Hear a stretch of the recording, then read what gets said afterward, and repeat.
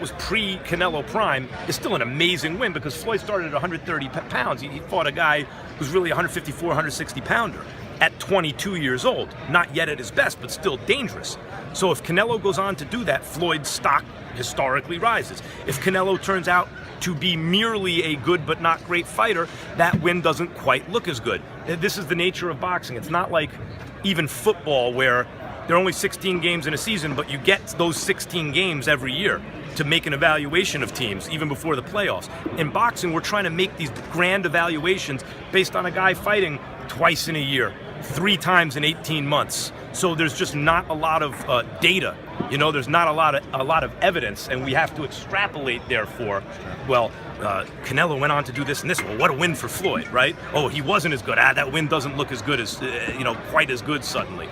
And that's just the nature of modern boxing. The Lega stated that it's Canelo 0 now that Mayweather and Pacquiao retired. What's your take on that? What's that? The Lega said that it's Canelo 0 now that Mayweather and Pacquiao retired.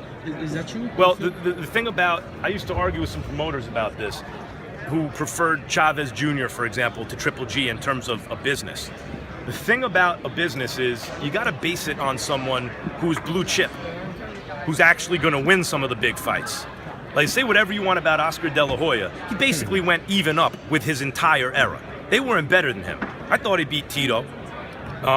He was close with Mosley twice. Floyd beat him, but it was near the end of Oscar's career, and it was competitive. He beat Vargas. He beat Corte. I mean, he just fought everybody, but Oscar was a gold medalist, blue chip fighter. Floyd, obviously, blue chip fighter. Pacquiao, blue chip fighter. Marvin Hagler, Sugar Ray Leonard, these guys are all blue chip fighters. You have to be blue chip. You can't just be a crowd-pleasing attraction if you want to be in business long-term as a top draw. Does that apply to Triple G too, Max? Because he's not getting the big key blue chip fighters, and he's building it off. Triple G hasn't beaten anyone yet that we would consider, would make him a great fighter. He's just annihilating that next tier. But he can't help it. He's fighting whoever they put in front of him. If he can't land the Canelo, should he move up to fight a Ramirez at 68? I think so. I think he should move up. He should fight Triple G is in a position where he should always fight the best available guy willing to fight him.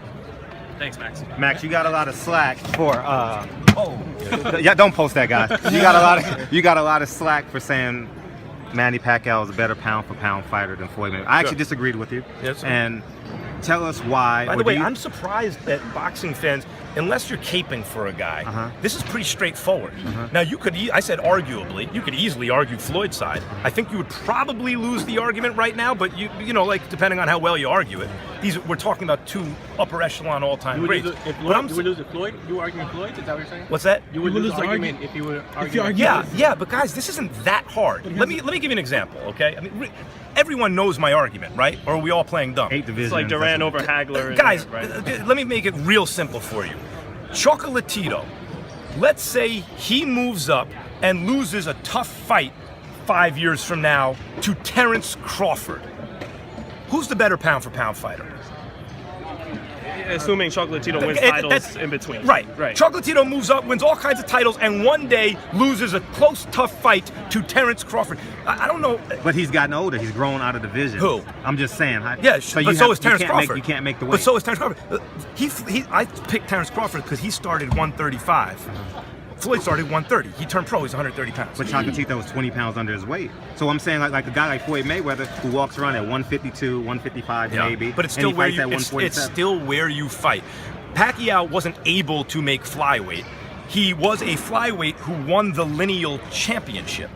So if that's not the most, or one of the 2 or 3 most impressive things in the history of boxing, the fact that he could move up, give me an example of another flyweight who was the lineal champion, moved up, won a bunch of titles in between, and then was that good as a welterweight. Titles are subjective, as you just said about Sugar Ray Leonard. No, but I'm talking about lineal titles. Pacquiao won lineal titles. Indisputable, that's the man who beat the man, or else putting belts together. No one had ever done it before. Ever. There have been some great flyweights. Finito Lopez was even smaller, but Mark Too Sharp Johnson, Jimmy Weil, Pancho Villa, Miguel Canto. A lot of great flyweights. No one ever did that. No one ever came close to dreaming about doing that.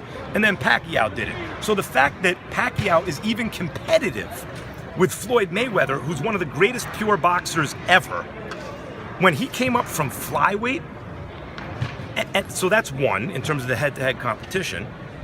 And do any of us believe that if they were the same size naturally, Floyd would beat Pacquiao? You really think that? Floyd is better than Pacquiao. It's a bad You think he would beat Pacquiao if Pacquiao was a natural welterweight? So I think you he beat made, him at anyway.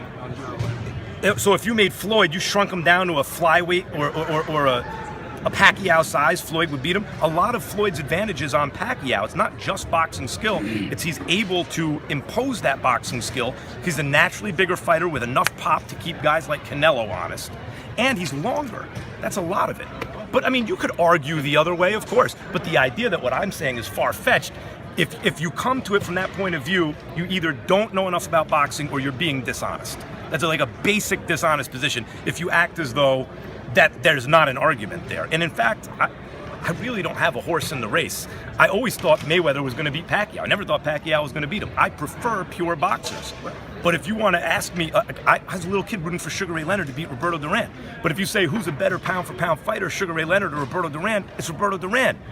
Not only did he accomplish everything he accomplished, but when they went head-to-head at Sugar Ray's best weight, it was like even up. I'm going to humbly disagree with you. That's, of course. That's fine. Yeah, we have sure. an opinion. Absolutely. Were you surprised that it got so much attention, Max, when you said that? And everybody... No, because Floyd's Floyd has a fan base that swears by him. That actually, some of them do, but many of them know very little about what came before Floyd in boxing. But they're just so sure Floyd's the best because they never saw him lose. Once upon a time, I remember when I was a little kid, arguing with old timers about Rocky Marciano. It's the same thing. Marciano's the greatest ever. I was like, come on, you really think he would beat Muhammad Ali? You really think that? Yeah, he never lost. Okay, all right, what can I tell you? I disagree. Thank you, Max. All right, guys. Thank you, Max. Good night. Can I snap a